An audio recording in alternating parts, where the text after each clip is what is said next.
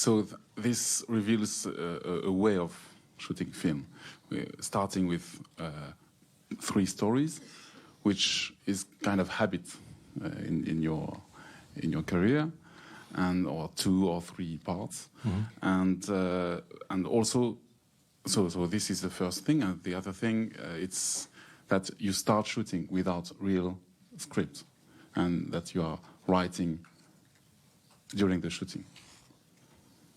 So, how could you explain First of all, we normally shoot without a script. It's not without a real script or fake scripts. So, but we have an ideas, and my way of working is always started with the short stories, because today I think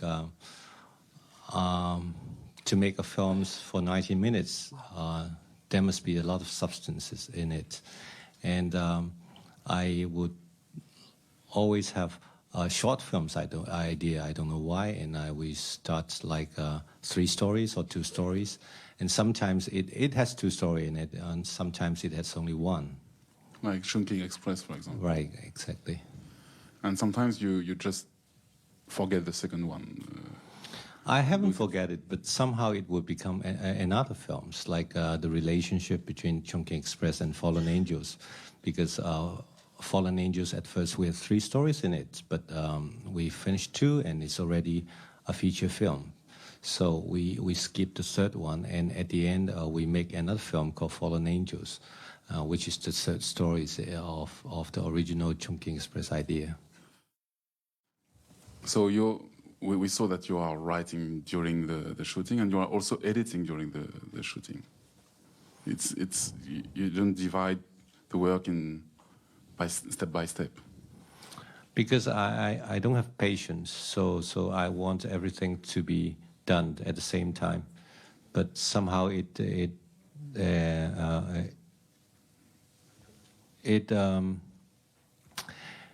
also creates something that you can understand directly, that okay, this is the right rhythm or not.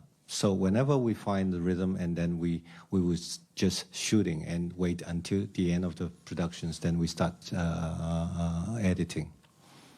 And eventually you also start another film. Of course. Actually, I always think to make films, sometimes it would be good like a road movie or like a circus in the old times. So we work together with a team, and then we can keep shooting. And I always have a dream to make 10 films in 18 months, traveling along. Because to me, I think people ask, do you need vacations? To make a film for me is the actual process of production is vacation to me, and I enjoy the process very much. So that's why the shooting lasts so long. Yes, sometimes it's because you just fall in love with the films. You don't want to let go. Like in The Mood for Love, we make it longer and longer, and we actually shot some of the footage in. We want to make the films end in 1970s, so we just keep running, and then at the end of the day, we know it's too much because we can't afford it, and so we have to stop. But that doesn't mean the story stops in my mind, because that story can go on forever. So, and in the futures, maybe we can make that happen. Yes, and so twice you started a new film during the shooting of the film. That was Chungking Express during Ashes of Time, and your next film, 2046, you started during the shooting of In the Mood for Love. How can you manage to combine 2 films at the same time? The experience is different, because the case with Chungking Express and Ashes of Time is because we spent like 2 years in make Ashes of Time, and we finally finished the shootings, and we have our post-productions, editing, and we know the film will go to Venice, and that's 6 months ago. And during that times, I think, well, we have nothing to do, and I want to make films which is very fast. and I want to refresh myself. And because I know if I stop in Ashes of Time, it would take me 2 years to make another films. And because that experience is quite terrible, so I need to regain myself. I want to make Chungking Express, to make a film very simple, just like a student films. So we made Chungking Express within 1 month. And in the case of In the Mood for Love and 246 actually, there's something that we don't expect it because of the Asian financial crisis. So we have to stop the production of In the Mood for Love because our finances in Asia have problems. So we have to find the finances from Europe, and then we make the film again. But because we have committed to films 246, so we have to, at a certain point, we have to make 2 films back to each other's. But that experience is really terrible because it's like you have to fall in love with 2 women at the same time. So it's terrible. And one is jealous of the other, or? No. Because whenever you are shooting In the Mood for Love, you think about 246. And there's some locations with, at first we went to Bangkok for 246. But the whole process of looking for locations, we find all these places which we think will be good for In the Mood for Love. So at the end, we have to move the productions to Bangkok. So, and when we are shooting In the Mood 246, we are thinking about In the Mood for Love, and so it's very messy. So I think everybody remembers that last year you achieved In the Mood for Love at the last minute and came with your print in Cannes. How do you explain that? It's because I could see at that time that you had to finish just because there was Cannes. Well, actually, I have to explain to you. Gilles actually is working with us, and I still remember the day when we get to Cannes, because we are the last film showing the festivals, and we just arrived at the day before the last days. And our print is still in Paris doing this VAT, this LVT, this the electronic press kits. So even myself, we haven't seen the finished film. So it's terrible experience, but it's very exciting. But I don't want to try that again. And this year, Gilles is working on another film, Ho Xiaoxian's films, and he has the same experience. I think you should tell the audience about your experience dealing with directors like this. It's your fault, because I think you spoke with Ho Xiaoxian, and you told him that was possible with us. Well, I think for directors, you spend like 2 years to make a film. So of course, you want to make sure everything's and so you will wait until the last minutes and to make sure that this is the best you can do. Well, actually, it's not the first cut, it's the rough cut of the film. It's like 3 hours, and there's only one love scene in it. There's not a lot. And at the end, I think we have 1970s, and we have long stories in Singapore. But at the end, I think there's too much because it's not completed. We still need some more footages on it, but we can't afford to do that. And actually, I don't like 3 hours films. I always think that a film should be like 90 minutes. I don't know why. Maybe it's a habit. So I think I want to make it shorter. It's going to be 90 minutes. And so we cut the films, and so it become In the Mood for Love. And the reason I didn't include the love scene in the film because I think we don't need it. So at the end, I think, well, we should take it out.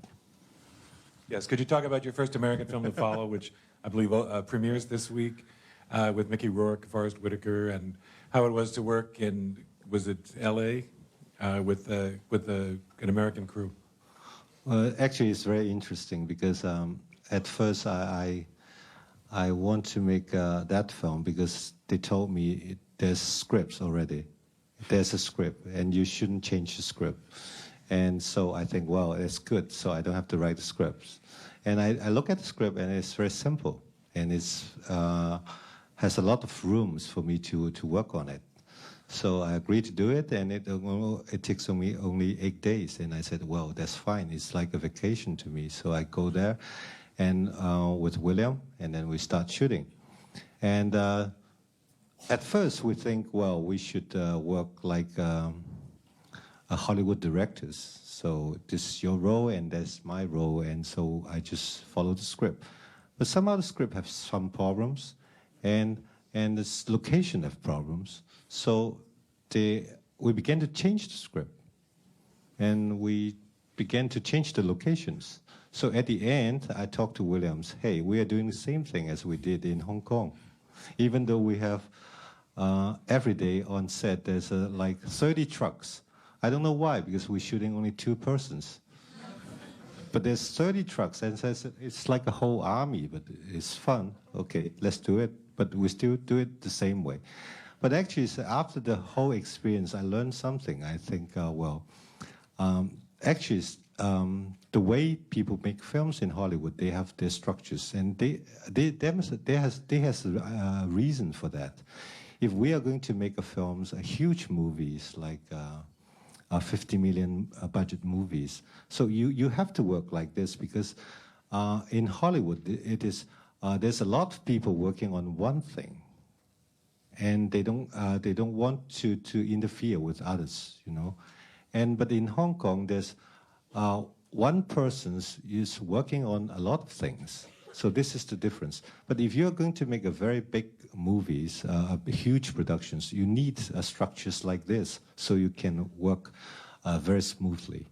If we are using the Hong Kong structures to make films like this, it will create a lot of confusions, and will be very messy.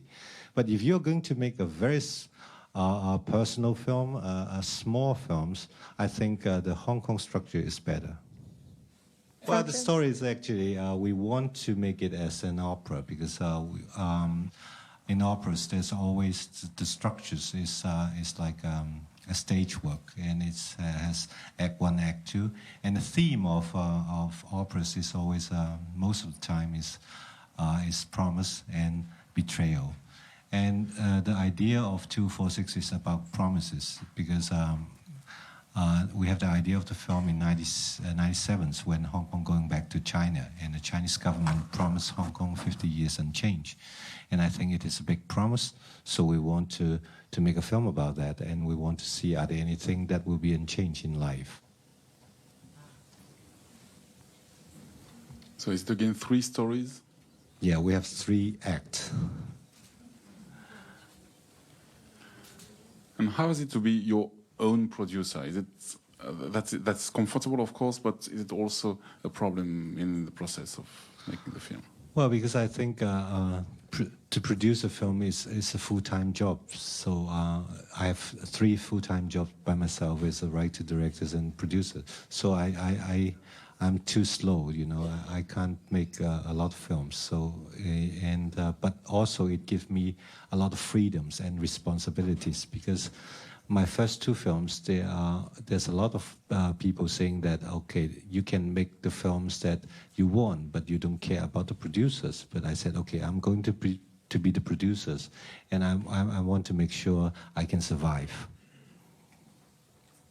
Well, I think actually, I haven't been to film school, and I always think to be a film school, to spend some time in film school is good. So you can see a lot of films, you can meet some friends there, but actually, honestly, I think you can't learn how to make a films in school. You have to learn how to make a films in your in daily life. And how did you learn how to make films? What films did you see when you were young, and where? Well, my experience is because of my background. I was born in Shanghai. I came to Hong Kong when I was 5, And like those characters in The Mood for Love, we are Shanghainese and we don't speak the local language.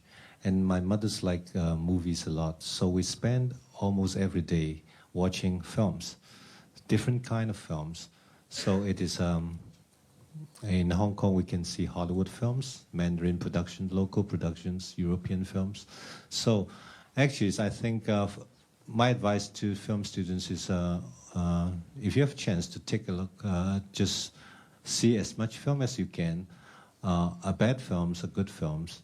Good films can teach you something, and bad films can teach you something too. I think that's a good conclusion for this day on transmission. So thank you. Thank you very much.